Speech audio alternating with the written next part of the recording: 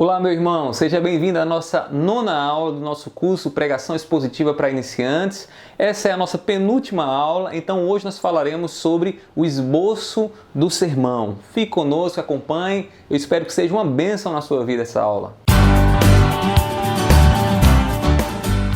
Há muitos que discutem, né? O pregador deve ou não deve usar um esboço na hora da pregação.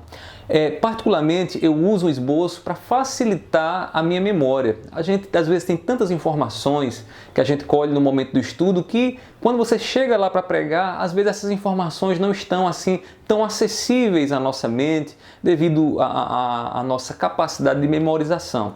Então, o esboço ele facilita a memorização, facilita que você apresente uma mensagem também de forma ordeira, de forma lógica, para as pessoas compreenderem aquilo que você está pregando.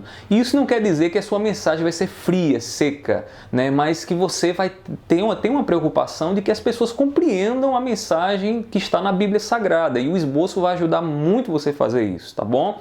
Lembrando um detalhe, o esboço não é o que as pessoas irão ouvir. As pessoas irão ouvir você. Você é que estará ali observando aquelas informações que você organizou naquele esboço. Então é muito importante que você tenha isso em mente. E na hora de escrever o esboço, é importante que você compreenda o que está lá no papel para que você possa ali lembrar daquilo que você estudou e passar para as pessoas que estarão a te ouvir. Então, como é que a gente faz o esboço?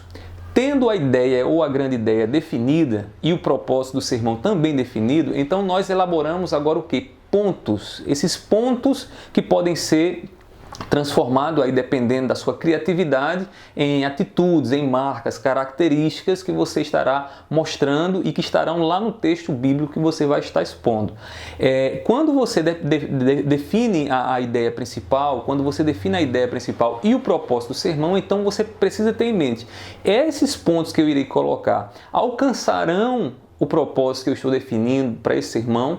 Esse propósito vai estar na Bíblia, então você tem que perguntar, será que colocando estes pontos eu vou alcançar o propósito que Deus quis com a mensagem que eu ia estar expondo aqui desse texto, dessa passagem das Escrituras? E aí, se você acredita que com esses pontos você vai alcançar o propósito, então certamente os seus pontos vão ser bons pontos e vai trazer elucidação, clareza para as pessoas que estarão lhe ouvindo, tá bom? Então, como é que a gente faz isso?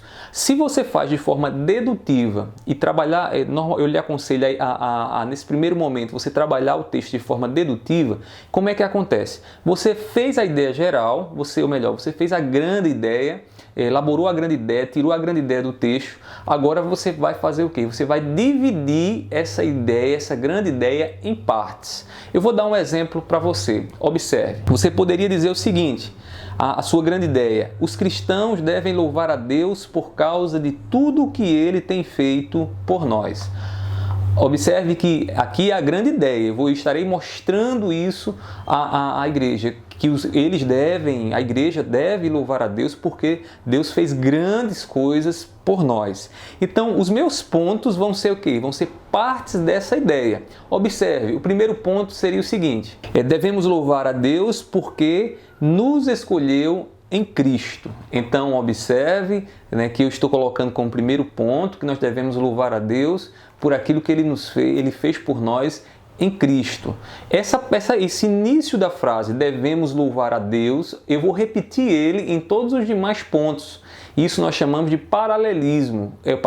Paralelismo é essa repetição que vai existir nos pontos para facilitar a memorização e as pessoas poderem entender que ali você começa uma nova exposição, uma nova parte do seu sermão.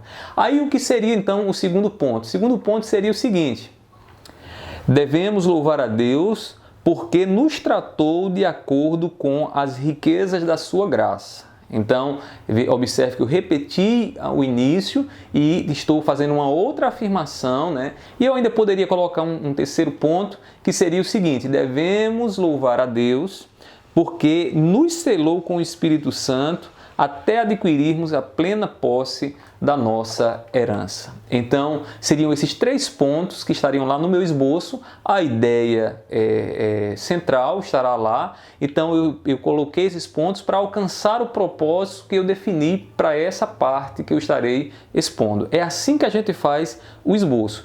O esboço também não se limita a esses 3 pontos. Por quê? Porque você vai precisar desenvolver esses pontos. E aí eu lhe dou uma sugestão. Você pode fazer perguntas, questionamentos a esses pontos, e esses questionamentos ajudarão você a elaborar o que nós chamamos de pontos secundários, que seriam explicações dos pontos. Por exemplo, eu poderia perguntar aí no primeiro ponto, observe aí, o primeiro ponto diz: devemos louvar a Deus porque nos escolheu em Cristo. Então eu poderia perguntar: como foi que Deus nos escolheu em Cristo? Aí eu iria mostrar lá no texto o seguinte: Ele nos escolheu antes da fundação do mundo. Então, esses subpontos aí do meu primeiro ponto, eu construo a partir do quê? Da pergunta que eu faço ao ponto. Então, como foi que ele me escolheu? Eu poderia perguntar por que ele me escolheu. E aí, observando o texto que eu estarei expondo, eu irei ver se realmente há a necessidade dessas explicações lá no texto que eu estou escolhendo expor para a igreja, tá bom? Então, é assim que a gente faz. Primeiro, elaboramos a nossa ideia principal, a ideia central, o propósito do sermão, e com o propósito em mente é que nós elaboramos os pontos.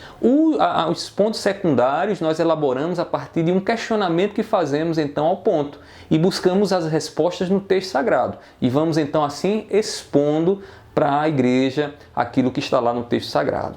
Então é dessa forma que nós elaboramos um esboço. O esboço é a base do esboço. Então, siga essas orientações, eu espero que elas ajudem. Se você tiver alguma dúvida, coloque nos comentários. Também não deixe de consultar o nosso blog. Nós temos o blog Escola de Pregadores. Acesse lá e certamente você vai ser lá edificado. Nós estamos sempre postando dicas e orientações para ajudar você no seu ministério. E também iremos deixar aqui nas descrições o link para você entrar no nosso grupo lá no WhatsApp e poder participar das discussões que estão acontecendo lá e poder dar sua contribuição e também ser abençoado, tá certo? Então a nossa aula de hoje fica por aqui. Não se esqueça de se inscrever no nosso canal também, deixar aqui o seu joinha, tá certo? Para nos ajudar, e até a próxima aula. Então, tchau!